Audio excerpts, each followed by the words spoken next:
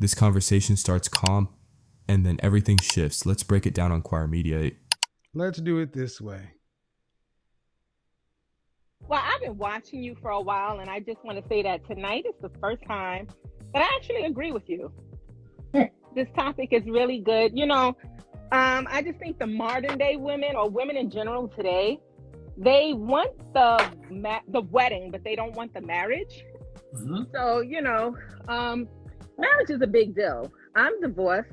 I've been divorced for a few years. So I know what it takes to be a wife. My parents, they've been married for 45 years. So okay. I grew up, seeing the role of a wife. How old are you? I'm 40. So your parents are 45, married 45. Okay. So I'm 51. We're both Generation X. Right. Every other generation before us were married that long.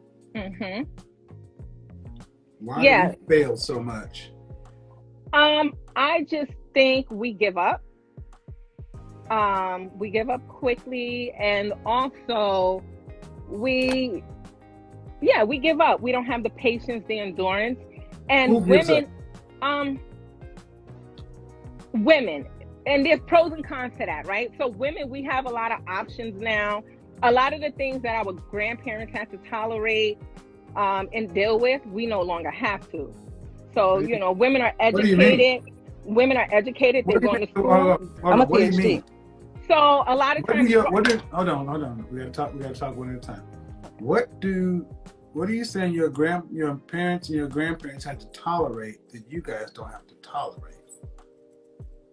Well, women back in the day, a lot of them didn't have options. They weren't educated. They didn't go to school. They were home, taking care of the families.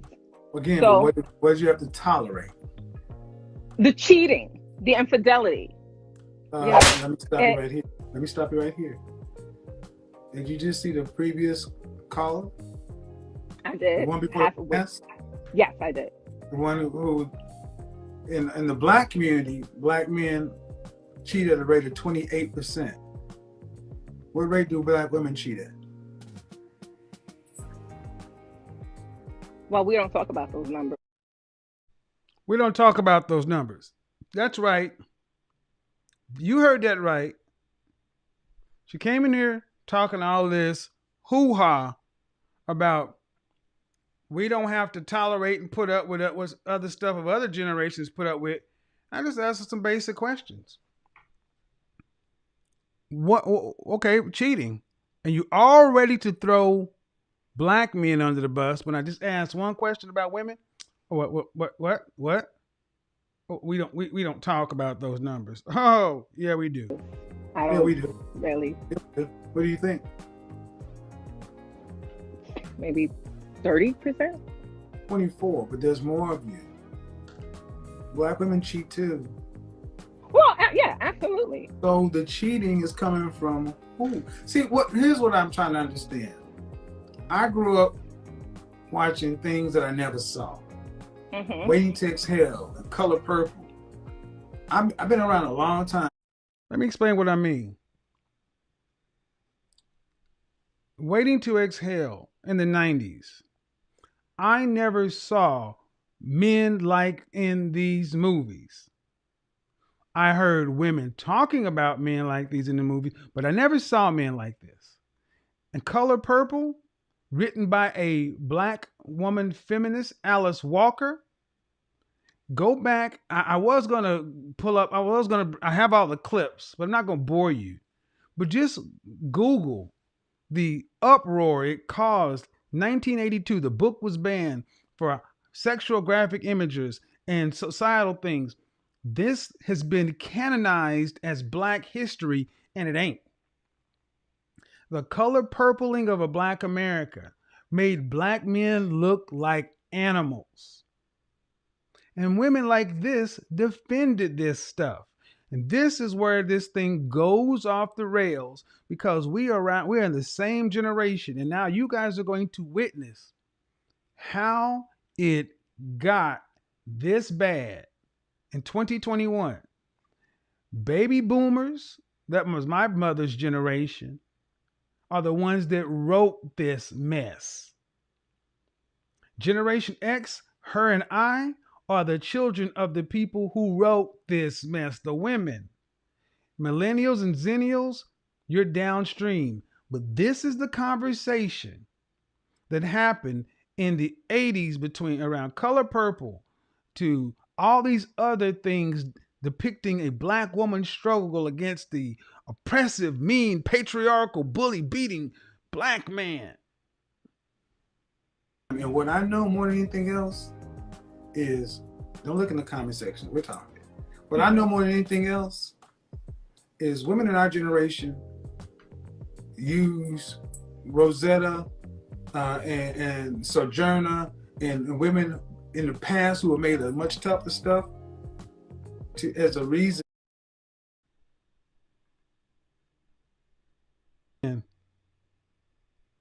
To say you're strong and independent, but you're not made of the same things.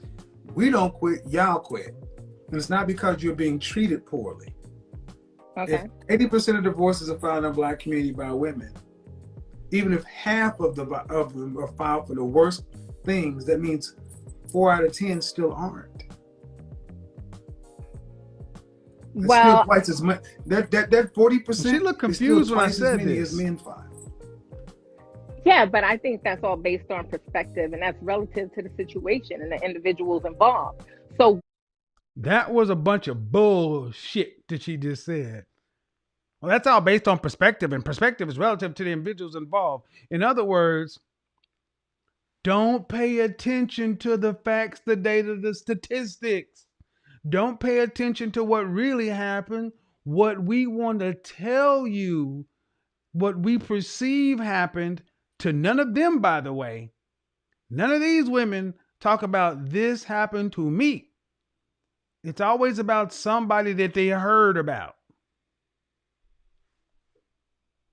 what one woman is willing to tolerate, another woman might not be. You keep saying tolerate. What are you tolerating? Mistreatment, or is so. Huh. I called to tell you I agreed with most of what you were saying tonight. I know, but I get it. But the thing is, when you say something like that, man, you put it out into the air that women back in the day had to put up with stuff that we didn't have to put up with. We don't have to put up with that. And I'm asking, what are you talking about? Because all this stuff. I can tell you. Let's talk about the abuse. A lot of women back in the day dealt with abuse, financial abuse, physical abuse, and the manipulation that all of that entails. But modern women, okay, that you're talking that Color Purple, Alice Walker stuff. I never witnessed any of this stuff. I'm sorry, ma'am. And when more women are finally coming out and saying that how many women do you? Let me just back it up because I don't want to get anecdotal. This is a bunch of propaganda. Generation X black women are not getting beat up and abused. Right. Okay, yes. And neither was silent era black women. But the neither was the greatest generation. But you're not taking into consideration that men were completely different back then than they are now. There was no abuse, ma'am. If you go back and look at when the Color Purple came out, it was a big uproar in this country because they said how much it was going to damage the family. Man, I'm black. You're black. I didn't see women walking through the neighborhood with black eyes. She said financial abuse. We were broke. I got $2. I'm going to abuse you on $2. But what I need you to understand is how much this story has played into the psyche of women like her. They needed black men to be mean bullies, mister, to justify their choosing to leave. And now it's starting to come out that men didn't do what they're saying we did. You're not seeing this stuff. You're not seeing the physical evidence or the physical manifestation of any of this. That's what's coming out. And now the jig is up. And they can't get their minds around it. That you've been walking around spouting lies. And it's gotten this bad. because this is your mama and your auntie and your nanny and big mama and cousin Tanya. And these are the women that either birthed you or babysat you or taught you. And they had no problem telling you this stuff as if it were factual, like they lived it, and you were too young to know the difference between yes or no. And at 40 years old, this author is still running around talking about feelings. Oh, it gets worse. Are you the woman that called in talking about two Chanel bags, high value, Mookie, Pokey? And you so sound like guys and shit looking like Ike and Tina. This is Where did you live? Where did you grow up? Does it matter? Yes, Did it you does. see it? It all depends. Did you see it? Yeah, I've seen it. It all depends on Where your you community. from? Where'd you grow up? I'm from New York City. I'm from the Bronx. The Bronx, Exactly. New York. And then in the Bronx, So, you know, you could hold on. In the Bronx, in the projects, you can't even have men living in there. Well, I'm 1980. There were men living in there. There were ways. There were rules that men could not live in there, but women. Could you imagine what it would look like in the projects in the Bronx if no men are supposed to be living in here, and she's saying that men were sneaking into the projects and whooping women's butt like hotcakes, and women were walking around with eyes hanging out their socket, broken arms, and looking like a penny on Good Times, like the Carter. Like all the women are walking through like New Jack City, the Carter, because they've been beat down by men. I'm sorry. When asked the question on YouTube, Black women only, have you directly witnessed physical abuse by your father or other male family members upon the women of your family? 3,600 votes, 63% of women surveyed said no, no, no. Now, this is not to minimize, and here's what this typically happens right here. Pay attention, because here comes the shame, insult, guilt, the need to be right, the Wonder Woman deflection. Guys, be ready for it. Oh, so what Kevin's trying to say is it doesn't happen. Y'all act like it doesn't happen. Try that with an uneducated audience. What we're saying is it does not happen nearly to the level you saying it does happen. And I'm going to be honest, from my personal belief, I've heard this so much. So my first question is when women start talking about abuse, how bad it was, abuse, I'm asking for police reports. I'm asking for documentation. Because if you're saying you walked out of this or you did that or you did this, if it rose to that level, I need to see reports, affidavits. I need to see more than just because I don't believe everything I hear. And if you are actually sitting back saying, well, women are too afraid, then I don't believe it. Unless there's medical reports, police reports, physical evidence, I don't go on hearsay. That's the problem today. We are convicting men based upon what people say. And flip it. We really need to ask the question, who's really being, where's the abuse really coming from? There's physical abuse. We all know that. But what about emotional and verbal abuse? Who are the perpetrators of that in a relationship? Uh-oh. Are we going there tonight? Ways to get some men in there. Let's do it. But that's not what we're talking about, right? No, what we're talking about, man, what we're talking about is you said that women in our generation did not put up with stuff other women put up with. And I call bullshit on that. Women in our generation were full of themselves. You counted as a double minority. You got Title IX and affirmative action put you in positions in corporate America that should have gone to black men as a result of civil rights. But when companies realized that they could get 2 for 1 with a black woman, black women got put in positions of power instead of black men. That was supposed to be part of our settlement.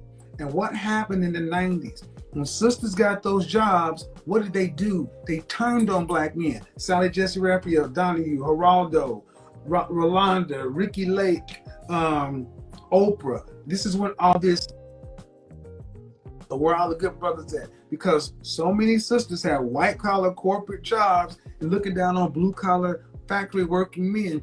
I've talked about this. Dr. T.S.I. Johnson teaches on this. Our women turned their backs on black men and you created a story that none of y'all lived. Okay, but listen, I'm not disagreeing with that, right? All that she's saying, okay, you can't, because it's verifiable. I'm not disagreeing with that. Young ladies, women who are on your feminine journey, I need you to understand the women who have probably reigned large or loomed large in your life are women who probably think like this. Well, if you're not disagreeing with that, what are you disagreeing with? Disagreeing with that because I'm all on the whole submission thing, the man is the head, all of that, right? I'm on that time.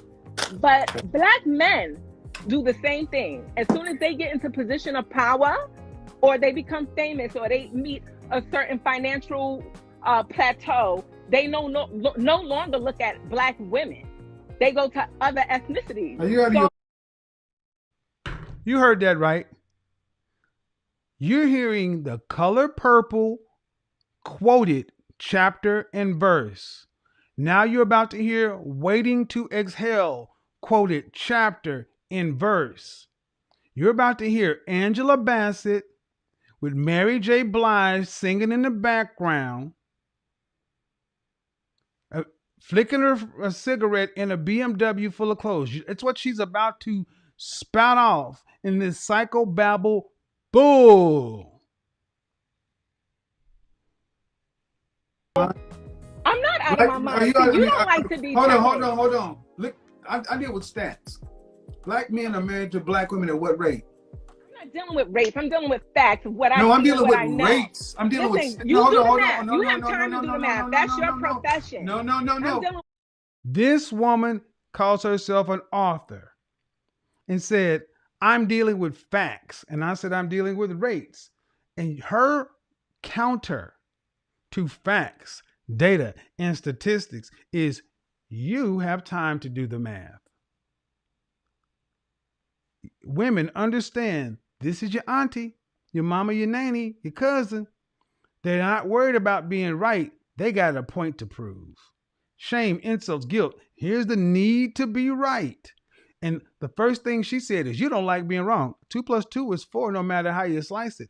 I'm just not going to allow you to sit around and lie. It's about to get real deep. Hold on. No, you're not going to talk. No. I'm dealing with statistics and facts. Black demographics. No. What rate of black? What rate when black men are married? What rate are they married to black women?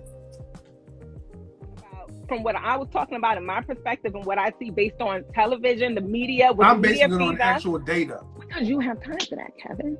Well, then don't talk about it, ma'am. I'm going to show you what's prevalent and what is being then don't talk about what I'm saying, ma'am. Man, your title is so author. And if you're going to talk about black men like this, if you're going to talk about black male image, I'm going to ask you that you be right on the facts. That's all I'm going to ask. So you want me to give the complete? I want you when you data. can come out. No, what I want you to do is what I want you to do is if you can come out talking about when black men get a position of power, then they do something so forth. If you can say that, you better be able to back it up with the facts, data, statistics. That's the because they don't back because the facts don't back that up. Black men are married to a black woman at an 87% rate. Nobody is married out like that. But the men that you talk about, the high value men that you always speak about, and what rate do you think that is? Oh, mister. Oh. Now, what that was her trying to shame me or get me off. Ooh, mister, look at you get mad. Now, chick, what you got is you got the right one.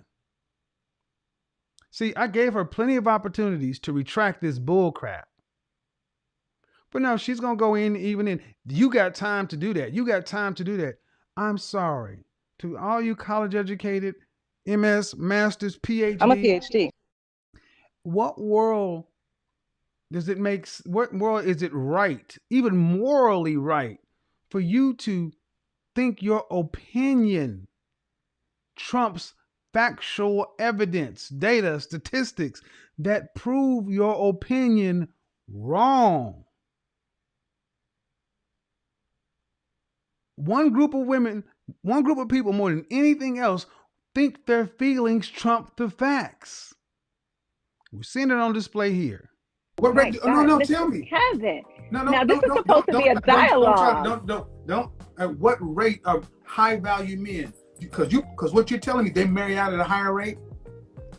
No, I'm saying that the high value men that you talk about on your show often, once they are high valued, after most of the time the Black woman has built them up, they shit upon them once they get to the top. Yeah, you're a feminist. I want you to understand what this fool just said. Yes, ma'am, you're a fool.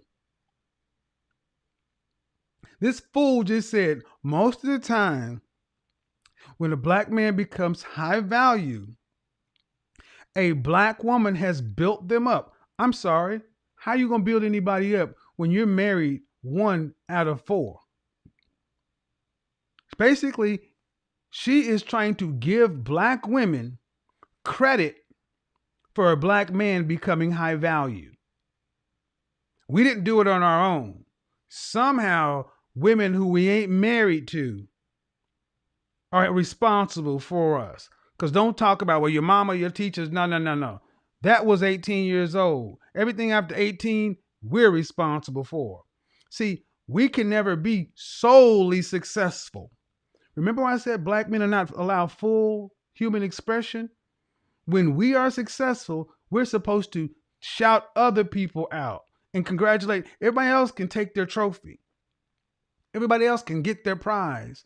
But a Black man does it, he owes his success to women and in some cases, men. Not his hard work, not his sacrifice, effort, work ethic, perseverance, ability to fail, get up and fail better. No. And then this woman gave you the same waiting to exhale bullshit. A Black man gets his success, moves up, then he turns around and shits on the Black woman. Ma'am, you are a god darn fool.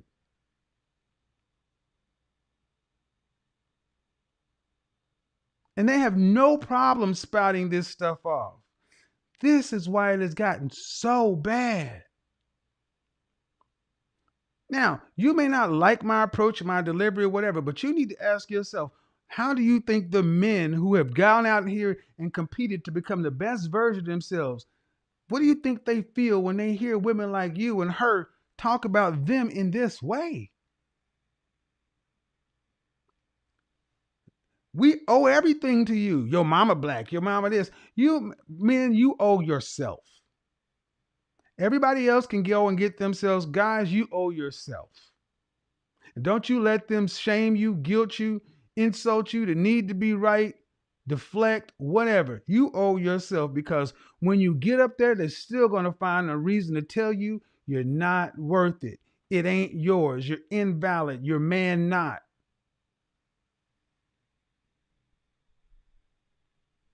I am not a feminist.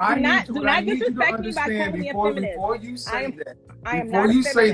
Before you say that, I don't need all the things you cannot support. What rate are men above 6 figures married out in the Black community? Okay, you know what? Let's give a rate. 80%. I'm gonna throw out a number because you're so stuck on the rate. But I'm talking about real life conversations dealing with women. Stop. No. I'm focused on the rate, the facts, the data, statistics, and that's petty. She's focused on real life conversations with Black women. Facts, data, statistics, provable reality, and what a bunch of women are saying.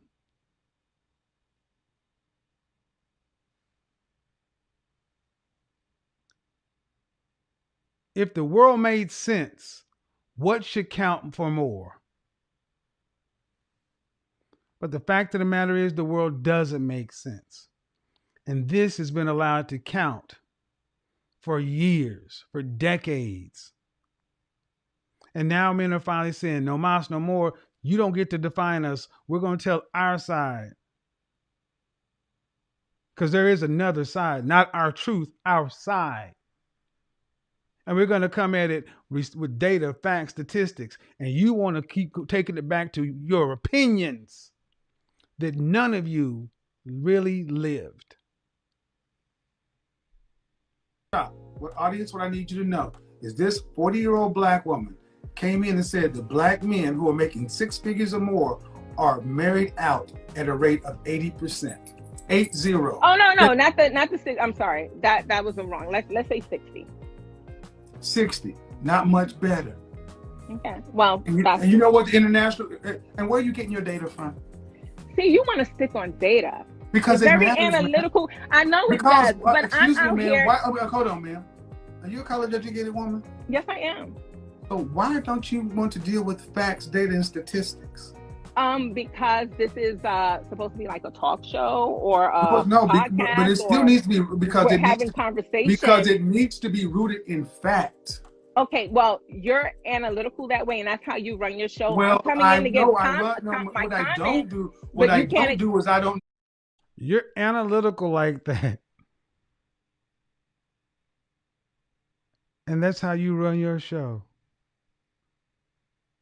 Make that make sense. You tell the truth that you can back up with the facts, data, and statistics, but I just want to talk. And I want the things I say to make you look bad. And you should allow that to happen. You're out of your mind. You know, what I don't do is allow people to come on and spout propaganda, because that's part of the problem in the Black community. Our image is jacked up because so many of our women decide to come in talking like you. This is the same thing about Black men being gay down low and in jail. 51% of Black men are single and childless. 64% are in the middle class.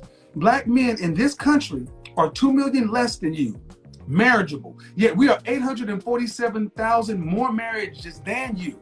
It ain't the problem with the men. The problem in our community is women like you. You're totally wrong.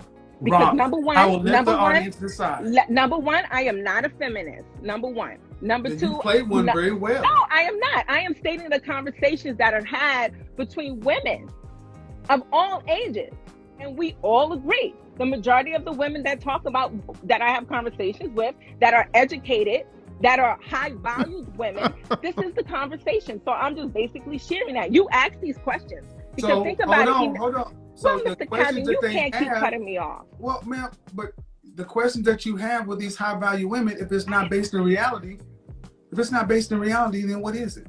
It's their reality. You're going by statistics in a book based on a certain audience and a certain jurisdiction. No, ma'am, I'm going by Black demo. Okay, so audience, what I need to do is go back to the beginning of the broadcast when You heard that. You're going by statistics in a book. This is a college-educated woman who really wants to sit here and talk as if statistics in a book, and for you, my non-Black watchers, what that means is white people's information. When they say in a book, they're not talking about Black books written by Black people. That's a nice way of saying the white man stuff. Meaning that what Black women say is true is more factually important and more relevant than what can be quantified, sorted, collated, and put before the world as peer-reviewed or sorts. That's really what she just said. This college-educated woman who says she's speaking for high-value women, and what these high-value women say in their conversations matter more than stats in a book for a particular audience. You heard that correctly. Ma'am, you're insane. Said my truth and subjective truth. Let's also talk about two things that I'm going to bring up on YouTube. Black folks, knock this bullshit off about subjective truth. Subjective truth. I actually heard a woman say, all truth is subjective. Well, that just shows me you haven't been by a philosophy class. Subjective truth is based off a person's personal perspective, feelings, and opinions. Everything we know is based off of our input, senses, and perception. Thus, everything we know is subjective truth. All truth is subjective. That's a point of view. But it is wholly incomplete. Why? Because the objective truth is things are true based upon being a fact that can be proven true or false. See, what does subjective truth give us? The same thing that gives us something like prosperity gospel does in the church. It means, I actually hear women talk about, well, if that woman thinks she's a 10, who are you to tell her she's not? And to tell her she's a 10 can make her a breaker, and then try to use all these. Look, subjective truth is saying it's basically everybody gets a trophy. When you walk out of your house, that's the truth. You can call yourself a 10 all day, all you want to. In Philadelphia, it's worth $50. See, that's subjective truth, and that my truth bullshit has done more to keep you ladies single than anything else. Because you can sit back and say, it's my truth. It's my truth. It's my truth. Audience, I want you to go back to the beginning when I said my truth and subjective truth versus objective. Your godfather is right again. The godfather. Because you're talking this, you going on. Yeah, see right there, she knew she had been checkmate. I said this at the beginning of the broadcast. She said she had been watching since the beginning. Yet, in the heat of the debate, she comes up as an educated woman with author in the title, talking about subjective truth and their realities. As if that's enough to speak for a large, anyway. Whew. So basically, that's white man statistics. Black demographics are black with statistics by black people for black people. See what it is, man, is you and so many women have so little regard for black men's image. Listen. Okay, I'm listening. Because if you had high regard, you would want to know what you're saying, even between each other, is accurate, right, factually true, instead of just talking about an opinion because it damages us. When I'm in corporate America and I'm having to listen to what people are saying about us, and they cite black women's issues with us and quote them back to us, I'm like, how can I? Well, what they're saying it about you, it must be true. See, what happens more than anything else, folks? What happened right here, guys, is she went. She had enough. Instead of just admitting, you know what? I'm wrong. You're right. I should not speak so flippantly on open airwaves about black men that I claim to love, because I'm down for the submission and all that other kind of stuff. No.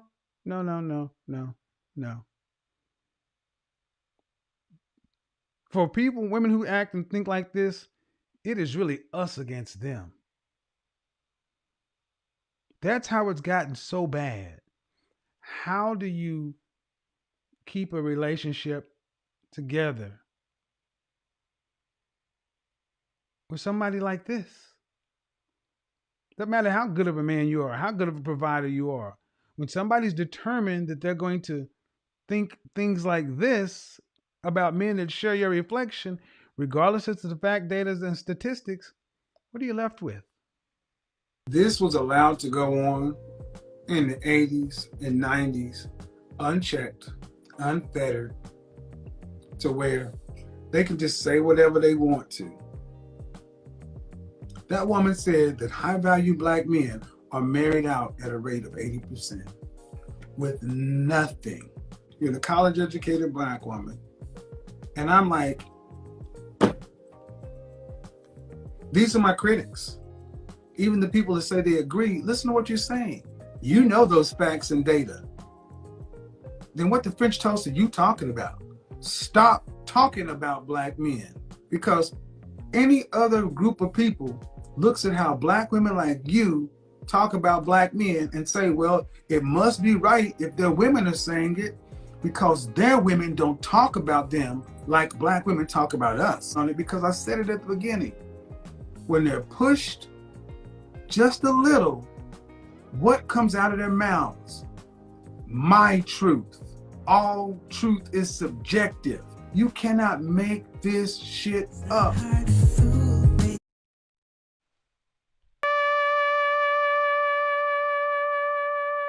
So much here. 40 years old. Now you understand what it might be like to live with a Generation X woman. 50+% divorce rate, 8 out of 10 filed by women. Then you talk about men my age. You should be dating women age appropriate. Are you crazy? Does she sound like the minority or majority of things you've heard when it comes to the gender war? Quoting all these things that happened, supposedly happened, but then when you just ask them two questions, a question and a follow-up question, it begins to fall apart. A question and a follow-up question, and then it's like, well, you into all those facts and those datas. Well, then shut the French toast up. What kind of sense does that make? Well, that's you. You know all those facts and the data. You have time to sit around and quote this because it matters. You're talking about our collective image, and you claim to love black men and black people, and yet you're speaking about if you had a kid, if you had a boy, you're talking about your son, your father, your brothers, your cousins. Black men actually suffer the slings and arrows of negative perception based large part by what people have heard women like this say about them. You go up to a woman and introduce yourself, and if she's carrying this kind of bile in her mind, what do you think it's going to be like trying to have a dialogue with this person? Hey, how you doing? Why do you think it's so easy for there to be an argument between us versus love that so many of you need? How do you get love out of this? What good is your PhD and your education and all that if you're going to weaponize it against your very men? That's right. Go look up how caustic and troublesome the color purple was back then and still is today. Because most people don't really interact with other races like that. So they use what they see in the media and popular culture. And what's the popularized opinion of black men and black relationships? And you understand that this woman got angry when she said, "Don't call me a feminist. That's insulting." Feminist? I know what a feminist is when I see one.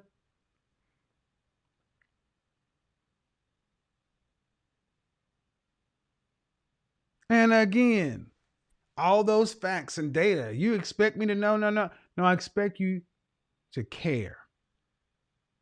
But it ain't about that for many people.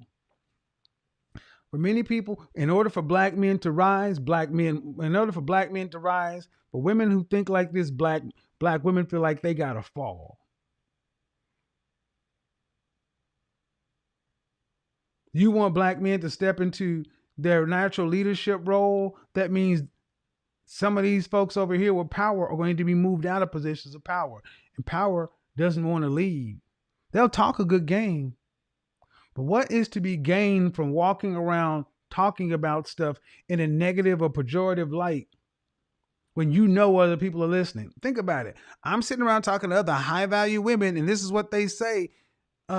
Don't you want to know what you're saying is right before you just say it? Nope. We got a good story to tell. There's too much tea to sip. It's too much gossip. It's too juicy this way. We can't actually talk like y'all got some sense. Because if that's the case, the next question is going to be, well, if they so good and got so much sense, why are y'all middle-aged black women by yourself? Black men over 40 are the largest group of unmarried men. Why? Exhibit A.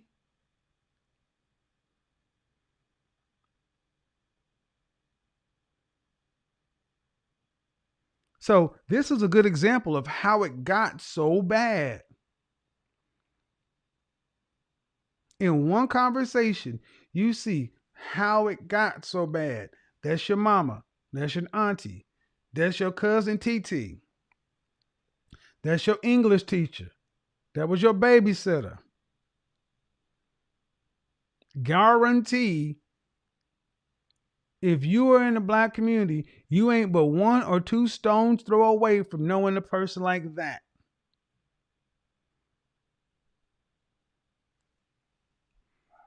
But you know what? I could be wrong. Maybe I'm wrong, but let's open up the comment section because let's get it going.